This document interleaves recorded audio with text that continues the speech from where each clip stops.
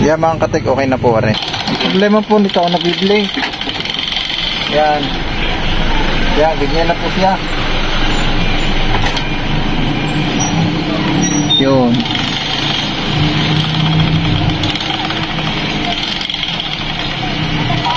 Sa permerong buhay po, maganda. Pero pag nagtagal po siya, sabi nito mer, lagi na daw po nag-blink. Nakakatakbo po sa mata. Yan po siya. Yan na po, nag-umpisa na po ang kanyang pag-blink. Ang tawag po dyan yan, flickering backlight. At mga katek, tuturo ko po sa inyo kung paano gagawin dyan para po magawa.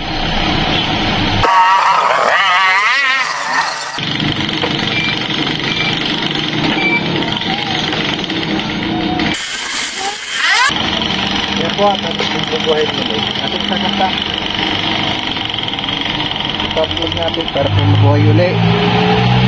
Ating bubuhay sa power on. Yan po.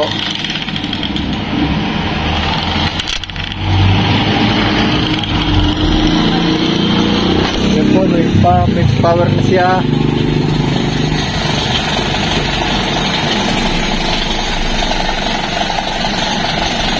Hintayin po natin mabuhay. Yan po, makikita naman po sa butas. Nasaan ngayon? Nasaan na? Ito pala. Yun, ilaw na yung butas. Nagbibiling po ang kanyang backlight. Tandaan na yung kung i-repair. Ito po yung power niya. Dito po natin ito i-repair. Mga technician. Sana naman po ay malaman nyo rin ng sikreto nito. Yan po. Nagbiblink siya. Yung mga butas niya, kita nyo naman. Yung ilaw, nagbiblink. Tandaan nyo na lamang po power supply niya. Yan. Wala po tayong taga-video. Kaya po tayo tiga-tiga lang.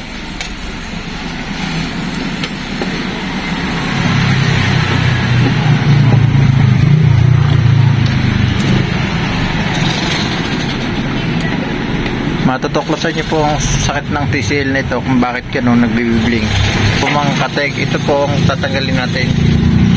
Ito, tuturo ko po sa inyo kung sa parte yun i-repair. Ito lamang po ang ating gagalawin. Wala na pong iba. Yan. At tayo po, meron po tayong hot air. Pasensya na po at madami na yung karnasan. Sanay na sa labanan. Ito ang ating panghinang. Yan, tayo po ay mabubuhin ito. At ito po ngayon ay dito na po tayo kukuha ng na pyesa. Hindi na po para bumili dahil ito naman po ay minsan lang gamitin pero malabo. Hanap po tayo ng 103. Yung 103. Kailangan natin 103. Medyo malabo po ang ating camera. Pasensyahan nyo na. Wala po tayong makikitang 103. Yan. Bale, meron po dito ang 103. Ito po ang 103. Yan. Yan po ang 103.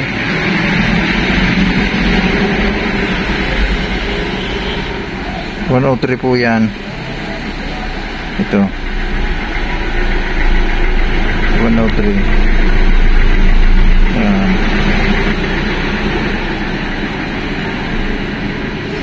Ito po 103. Ngayon po ating ililipat. Ito. Yan po ay 103. Yan 103 yan 103. Yan po para makita nyo na ayos ay hindi talagang pakita sa camera. Ayaw pakita. Yan po 103 siya 103. Ang ating pong ililipat mga ngayon dito sa dito po sa parte ng IC. Kita nyo po itong dalawang IC ito. Ito po yung parang may blanco, dalawa. Doon nyo po ilalagay sa basta sa una, dalawa, bali po ito, ganitong tayo. Yan. Ito po bali ano sa ilalim 105 tapos 0 ang kasunod ano siya 4807 basta yung tingnan nyo na lamang po kung saan po itatapat dito. Yan. Ito po yung 103. Ito po ilalagay natin dito. Yan. Lagyan na lamang po natin itong piece. Ito po yung soldering piece na may kasama ng lead. Yan po ang pangalan pag gusto nyo bumili. Putol na po pala eh. Aking inalis na sa gabal. Ito po ngayon natin kukuha na ng konti. Dahil ito yung napakarami na rin naman po kahit kumapit. Yan.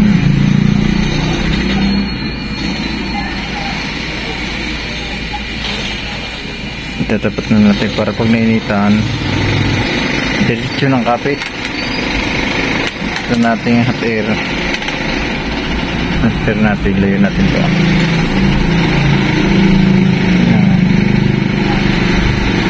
Matik siya, kakapit na yan. Yan. Siyempre ating lilinisan sa tatabi, baka magkadikit naman. Ating alisin yung labs na lid. Yan.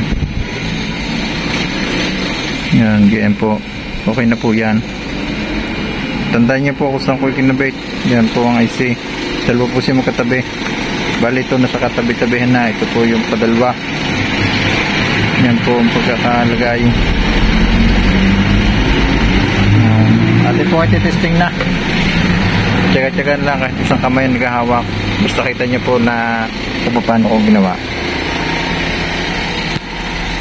Yung mga ka-technician.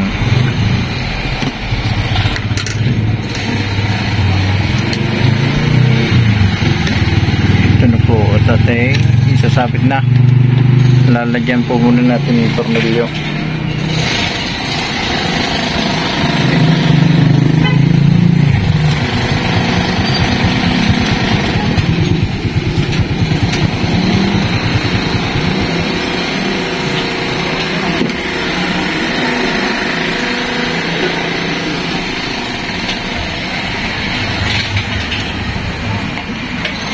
Tiga lang mga technician para may makuha kayong alam sa akin. Kuntit tiyaga lang. Wala niya. Naga. Dali ako lang nagbibideo. Inaano ko lang di pa. Ganang Makakaganda pa ako. kulang sa oras. Ano? Yung matanda kang aking asawa ng manugan tayo dati. Bakit? Matanda na. Wow. Wala ko present. Sumala ng daan. Hindi ko kasi may nakaparada. Biglang lumabas. Nakaw. Yung tuloy ako bagong salita. Yun ang mahirap kami nakaparada. Ay, may nakaparada sa kanyang puwit sa kanahiya. Ay, siya nagbawa ng pasahero. Biglang lumabas. Biglang lumabas. Yan ang mahirap pag natigil. Kailangan talaga yun eh. Kung hindi ko nahila sila niya doon, bangga. Ikaw, lakas pa naman takbo ako. Kaya dapat laging ingat pag kami nakatigil. Minsan na eh. Nakatigil na sakyan na ako. Oo, nakatigil. Natawid dyan. Ay, tungkuha yung tricycle. Nasa hulihan. Lalabas sa kuha. Oo. Ay, kakagami na. Kung hindi ko nahirit pa ng konti. Oh. Ay, bangga. Dali. Yan mga kateg ating pumubuhay na. Wala na sa kapalan ng klasay. Okay, mga klasay ko. Nauulat ko lang ay. Ah, Pero matasalita. wow. Ay, may ginagawa ng bahay. Dito lang na sige. Ano makagabala ng kasada ka na eh. Ay, makaparadigan na sasakyan ko. Parang gusto nali kumuha doon sa lugar na yun. Nako. Ay, kung siya hindi nakapitig din ng preno, panggaan kami dalawa. Wala ya. Wala. Kung nandito may galing matanda na, mumurahin ko sana yun. Wala ya, kaya nagpapakamatay na. Ah, oo, nandadamay pa. Dadamay ka pa. Siya. Matanda na nga lahat. Yan, okay na yan. Okay kung nangatalay. Sadya, papos ko eh. Hindi ka ba sa puta? Nako, Eh, dapat sumilit muna siya. matindi. Ay, dalawa pa kami motor. Ah, delikado naman doon sa may sipit. Doon ako nadali. Okay, munting nandunahin mo. Kung ako'y nakalabas-labas ang aking uso ng mga kaganto sa karsada, Oh, magsagulaw. oo, Yari ako, may overtake na L3. siya. Hindi yata yung taga rito, hindi alam ni Kanto. Ay, bago suha. Oo, Ay, sabi ko sa'yo, dun dumasa tanda noon. Kung ako hindi nakatigil, kung nagdal sa pasok, oo, ay patay ako. Ay, yung tulay. Nagmamadali. nako. Kaya sabi ko, putang mo. Siya. Wala pa sa linggo. Ay, yung ginagawa ko yung kinatigil na. Oo, Hindi na ako muna yung parating na galing Bayerbor. Tulad nung naka-overtake, eh, dalawa yung overtake niya. Kaya mahaba ang kanyang salida eh. oo. Dalawa yung overtake niya. Kaya siya nagbababa sa kanto ng sipa eh. Nako, kung yung nakadala eh, patay. Basta kung ako'y diretso, hindi ako nang marin natin. Kaya patay ako. Oo, Ay, tatatlo sa kaya, wala namang kakakakal. Gano'ng katulad na X-ray. oo. Ay, inabot ko na yung X-ray. Ah, Sabi nga ng mga nakatambal yun, muntik ka na, sabi ko yung kahit kung ako hindi nakatigil ako patay. oo. Yeah, mga katek, okay na po, are. Sige po, bye-bye na.